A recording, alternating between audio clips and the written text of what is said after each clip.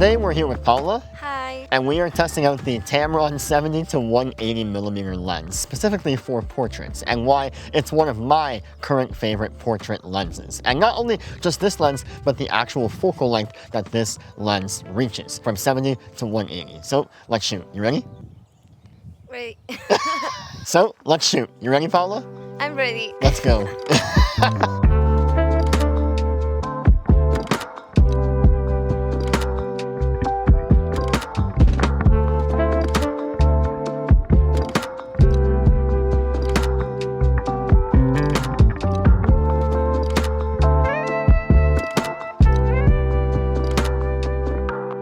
So right off the bat, one of the most obvious reasons why this focal length type of lens is great for portraits is because of the compression that you get at such a deep telephoto range, like anywhere between 70 to 180. Typically, a really ideal portrait focal length in the prime lens world would be an 85 millimeter, between 50 and 85, but 85 is like really creamy, really perfect compression and bokeh without warping or distorting the actual subject and the actual model in the frame. And so having the option to go from anywhere between 70 to 180 is what makes this lens really clutch. And I find that I typically stay around the 70 millimeter range when I want to do full body portraits with compression. And then I zoom in all the way to 150 or even all the way to 180 to get that really tight close-up, medium close-up frame that just looks absolutely buttery and immersive for the picture. And in this example here, we've got Paula way over here by the pool. Whoa, almost dropped my camera. Way over here.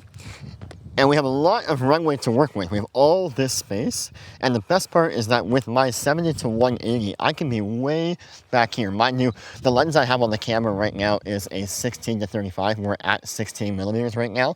And if I shoot way back here, which is literally probably almost 30 feet from Paula, like look how small she is, and look how far I am from her. If I shoot that at 180 millimeters, look at the compression I can get.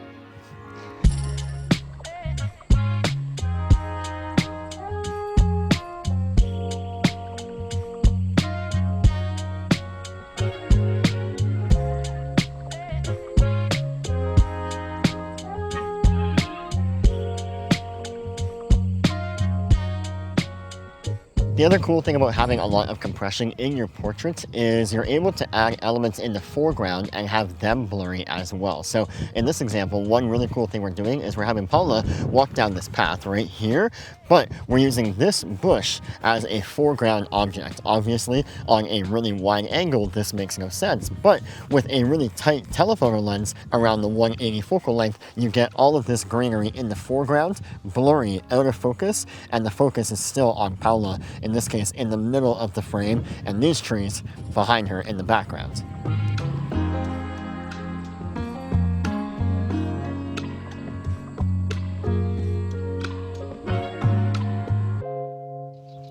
Another thing I love to do with lots of compression, especially at this focal length, is to create frames around my subject that I would not have otherwise been able to do on a wider focal length. And so in this example, we have Paula on this patio, and I could shoot this right here, right? That would still be beautiful, and it would look gorgeous because we got the greenery, the sun, her on this beautiful patio. But what we also have is this, the house. And if we go inside the house, one second, if we go inside the house, like right here, what we can do is shoot through the house like this. And this creates a beautiful frame around the subject. Again, it helps to tell more of a story than just shooting the subject by herself. It's this compared to this. And that's what that looks like.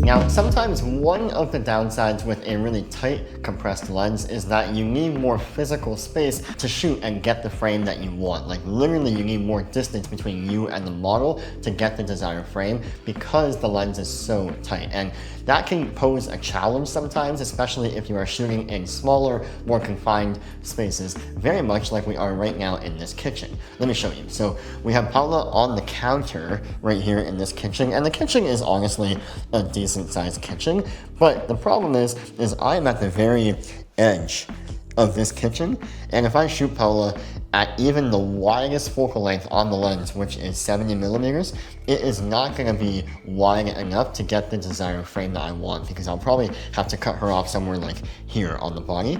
But sometimes you have to get creative, and in this case, we have a fireplace. So if I tuck myself way in here, and be careful, like, there we go, like this, and shoot way back here, that gives me an extra 1.5 feet. That would be the desired distance that I can be from Paula to get the frame that I want. Sometimes you have to get creative. It is a bit of a challenge with more telephoto lenses, but it's also part of the fun.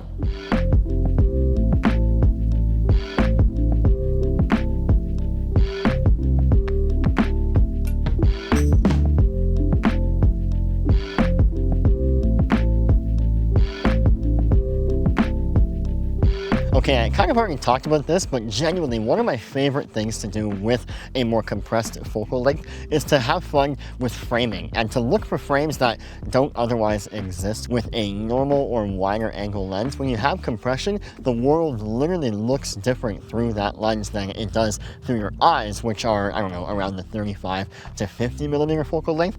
Things look different, so I love to play with and experiment with frames that don't normally exist for us in our real life. For example, we've got our beautiful model right here. Now this is a great shot by itself. Obviously, amazing frame, great setting, all that good stuff. And to be honest, I actually first shot this image over here. And I love this shot. I love the angle because I love seeing the trees and the background over there. But what I love even more is this tree right over here.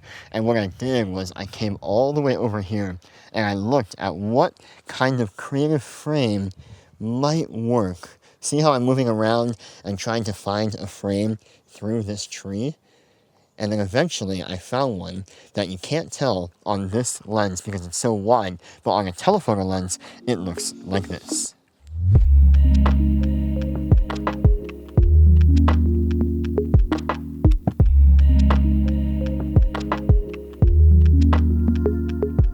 And then one of the things that takes a bit of getting used to when shooting with a tighter focal length is to not immediately try and use the most wide open aperture. Like in this case, this lens has an amazing maximum aperture of f2.8, which obviously lets in a lot of light. But the f2.8 aperture does not have the same effect at, let's say, 35 millimeters or 50 millimeters than it does at a really tight focal length like 180 millimeters. So just knowing this and experimenting with what aperture might look best for your image, me personally, I almost always have this lens set to between 5.6 and 6.3, maybe even 7.1 sometimes.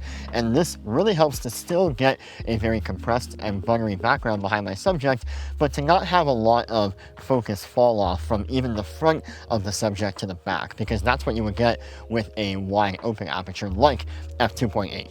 I like to have my entire subject in focus from the front to the back of their figure. I think that looks more realistic to the eye than to just have, let's say, their eye in focus and nothing else. Having a more closed aperture like 5.6 or 6.3 will allow you to get that effect.